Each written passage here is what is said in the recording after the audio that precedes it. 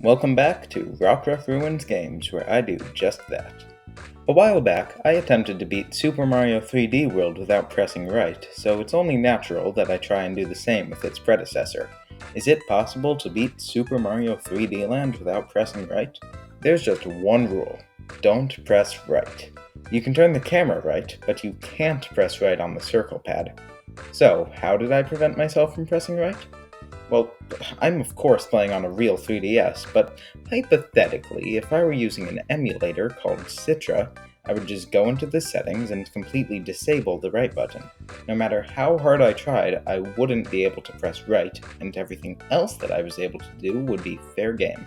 But I'm obviously not using an emulator, since that's illegal. Anyways, let's not delay any further and hop right into the challenge. The best place to start is probably the world map and how I went about moving right on it. It's really simple actually. While we can't press right on the circle pad, we can press right on the D-pad, which is normally used to move the camera. If you consider this cheating, sucks for you. This is my video. Next, let's move into 1-1, where we'll learn exactly how I plan on moving around in this run. Unlike 3D World, where changing the camera angle would also change your directional movement, your movement here is not altered by tilting the camera. This means that the only method of moving to the right we have at the moment is rolling and long jumping. That won't work forever though, as just a few seconds into this level we come across this jump that's too high for the long jump. This is one of our biggest weaknesses in this run, the lack of height we can get. There is one more option though. We can face right by wall jumping, so let's go down a bit and then jump off this wall. Then we keep on rolling, jump over this fence, and enter this tunnel. That will allow us to reach the second part of this level. Oh, something else I should mention is the star coins. There's 3 of these in every level, and 100 of them are required to access the final level, so we'll have to be on the lookout for those. Continuing on to the next obstacle, this house thing. Long jumps alone won't get us high enough to get on top of this ledge, but we can bounce off of this Goomba for a bit of extra air. The last problem in this level is getting to the flagpole. We have to move forwards to get there, but then we would be stuck facing the wrong direction for long jumps. I do have one last trick up my sleeve though. It's something I like to call a directional conservation backflip, or DCB for short. Here's how it works. If you hold the crouch button and then jump, you'll perform a backflip. The nice part about the backflip is that if you move around while in midair, you'll still be facing the direction that you originally backflipped from, hence the directional conservation part. This technique will be super important and allows us to beat 1-1. 1-2 is a much more simple level. Do some long jumps, a couple DCBs, and you'll reach the end no problem. Next up is 1-box, where we just have to complete a short challenge. This and all the other box levels are super easy, so I won't mention them from now on. At first glance, 1-3 doesn't seem to be possible. We can get through the first half of the level, but there's no way to face right once we get to this area. And even earlier in the level, there's no obvious places we can wall jump. There is one wall we can use, though it's risky. By jumping off this platform, facing up, turning slightly to the left, wall jumping, then letting go of the control stick, we can face towards an angle that allows us to roll to the right. Then we just DCB our way to the checkpoint, carefully navigate down these clouds, and complete the stage. 1-4 is another easy one. You just ride on top of these green platforms, and a lot of the time you can just stand still. The final level of World 1 would have been 1-Castle, but frankly I was terrified of what may await me there, so I just headed back to 1-2 for the secret exit, which leads us to World 2. 2-1 is easy with the use of DCBs. The only part that might have posed a threat can be easily avoided by rolling into this hidden tunnel with a 1-up. Wall jump into the warp box, use this wall to face right, then roll to the flag. 2-2 is the first level that I legitimately struggled with. We have to cross these platforms that disappear a few seconds after being created, forcing us to quickly move to the right. Everything is alright up until this jump, which is definitely too high for a long jump. There is another path we can take though. Conveniently enough, the platforms create a wall that we can backflip on top of. The area we can stand on is really thin, and I died several times, but with a precise backflip, we can land there and then hop up to this ledge sticking out from the back wall. From there, you can just long jump to safety. Another spot in this level that's not possible with just long jumps is right here. To get past this obstacle, we'll wall jump into the area where the second star coin can be found, face back to the right with a wall on the left, then roll out of there. We still aren't in the clear though. The final section doesn't seem to have any extra platforms to help us out, but there is a flying question mark block. If we simply roll in front of it, then backflip onto it, it'll carry us all the way to the end of the level. Unfortunately, 2-3 isn't going to give us any breaks after that. We start the level facing forwards, there's no walls around us, and we need to move to the right. This looks bad, but there is one more way to face to the right that I haven't told you about. This doesn't work on every level, but if you're facing forward, hold crouch, press down, and then jump within a few frames, you'll end up facing a bit to the right. If we repeat this process a couple more times, we can face a little more to the right, and then DCB to the end of this Mario pixel art.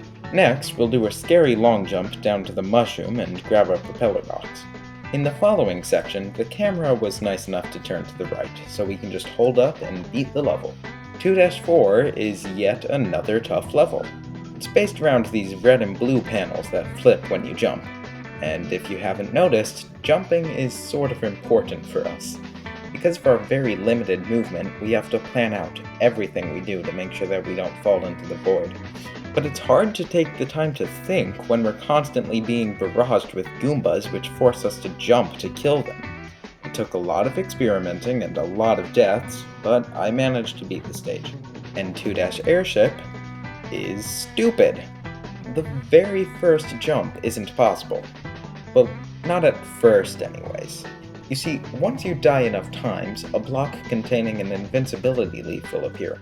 Normally, this would be used to get a power-up, but I'm going to use it as a platform.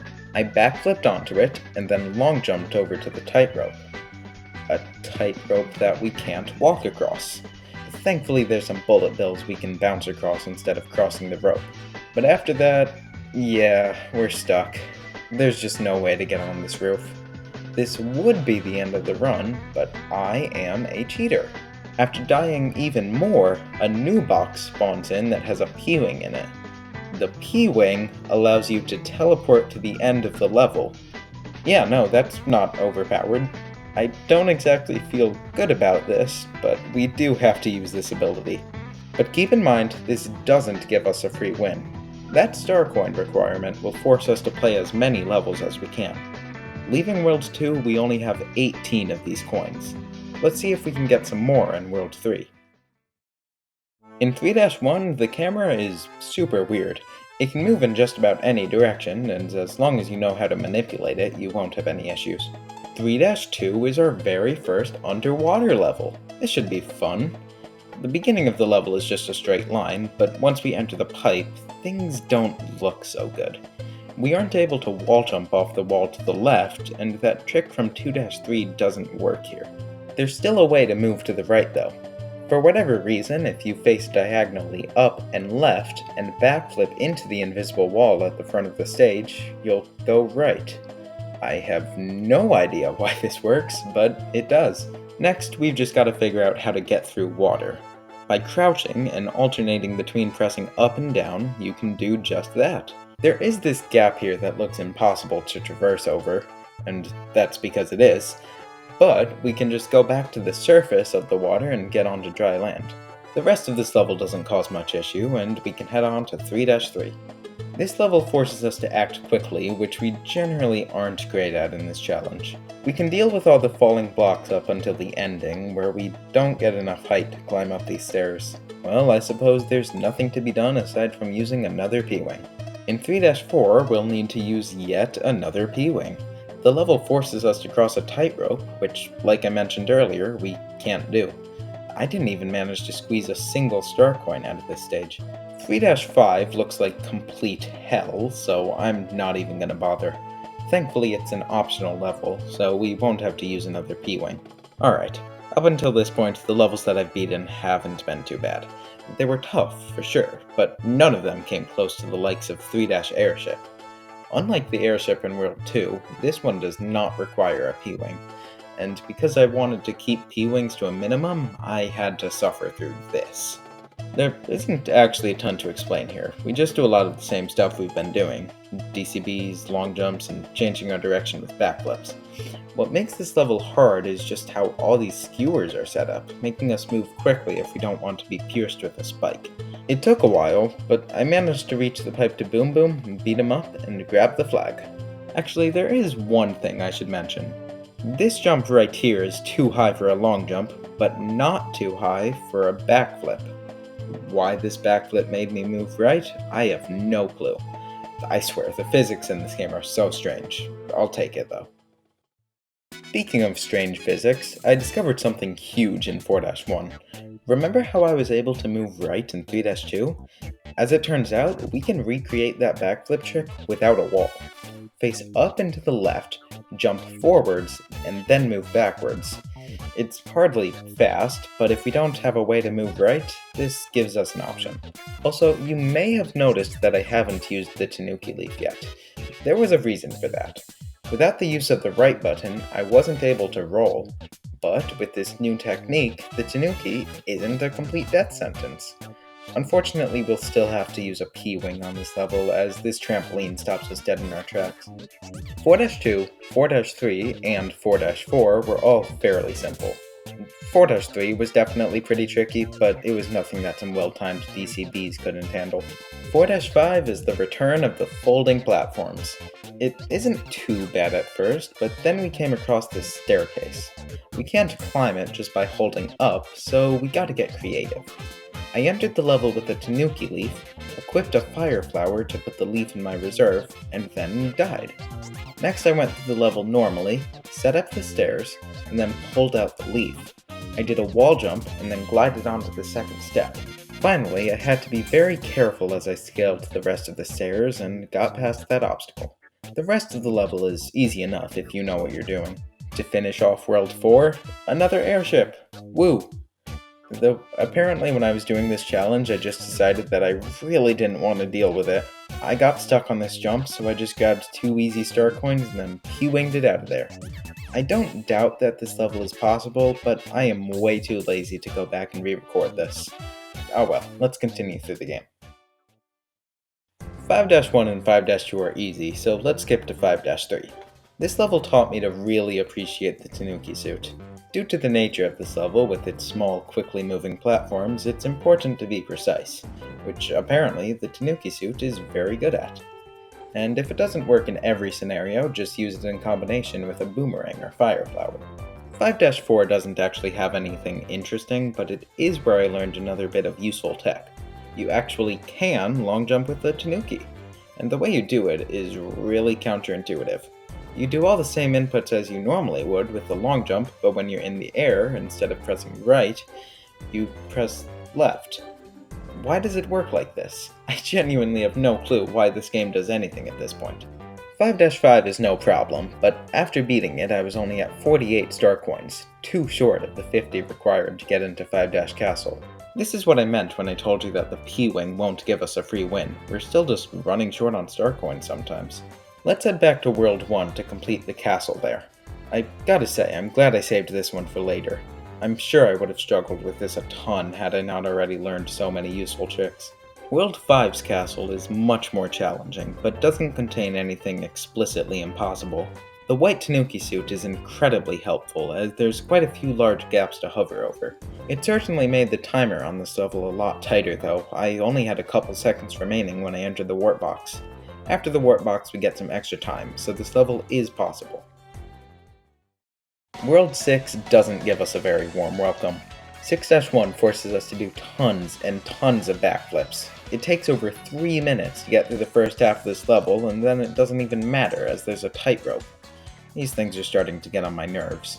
So, P-Wing it is. At least the first star coin is obtainable. 6-2 is fine though, just don't try and go for the third star coin. As I found out, that is a death trap. I gotta say, the end of the stage is really fun. It's less about problem solving and instead just straight up difficult platforming. That's always my favorite part of doing these challenges. 6-3 looks like another impossible level locked behind a tightrope, but we actually have a solution this time. By using the tanuki, you can backflip to the right, wall jump, glide for a bit, then get back on the tightrope. Repeat that wall jump, but this time after doing a high jump off of the rope and you'll make it across.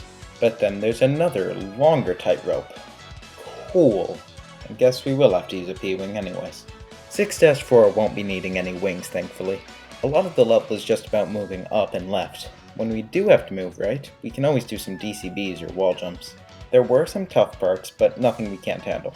6-5 is an optional level, so I'll just skip right by it. There's no way it's going to be possible. Just look at this. I won't dwell on 6-airship for long, but it is surprisingly possible. Theoretically, at least. Here's the thing.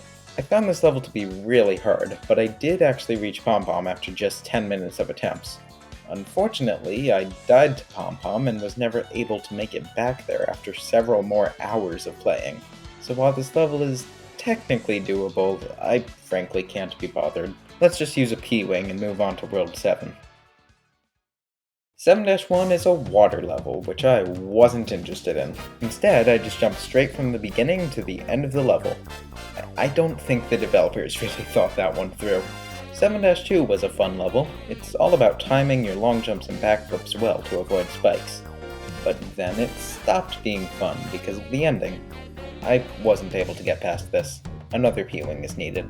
7-3 is a tightrope extravaganza, so you can bet that I just ignored it. 7-4 is pretty easy. We're able to use these rotating platforms in order to face right. 7-5 is another P-wing level, but I did have a cool trick to get past the beginning of the level.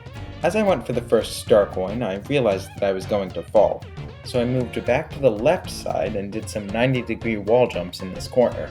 Once I got high enough, I could fly to safety. We can't move fast enough to get across this beam later in the level though, so after we get the second star coin, we'll just warp to the end. 7-airship will really test your skills. Almost the entire level is made up of spinning platforms, so we'll have to constantly be doing long jumps and DCBs. Well, not exactly DCBs.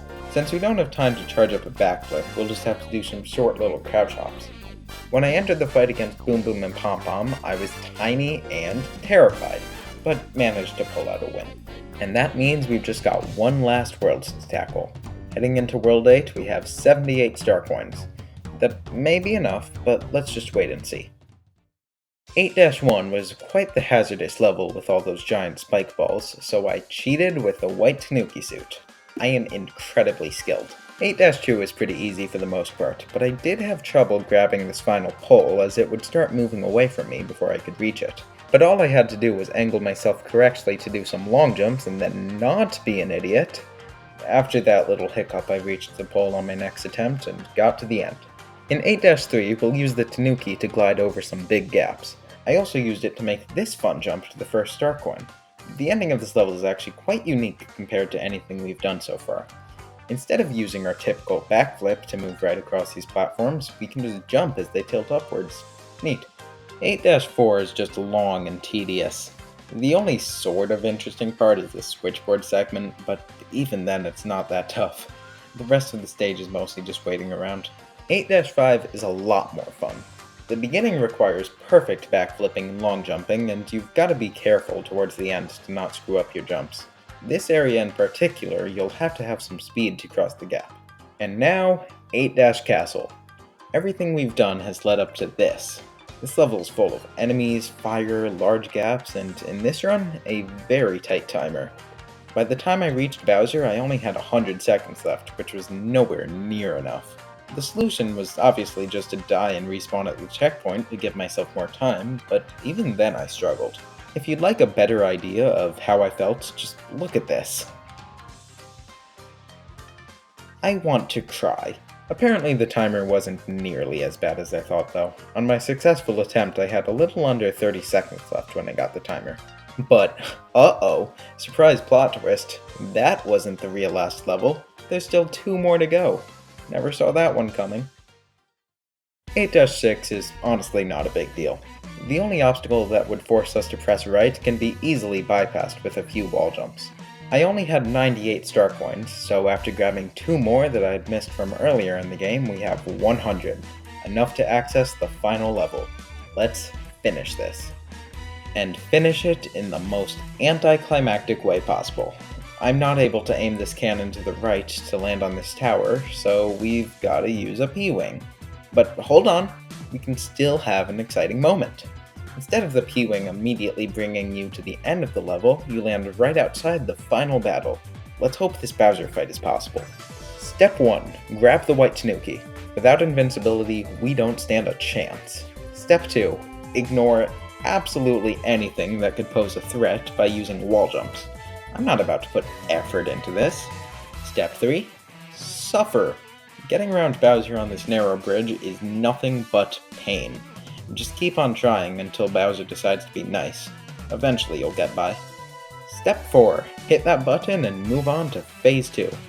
A lot of this is just moving left until you reach this part, which I doubt is gonna happen.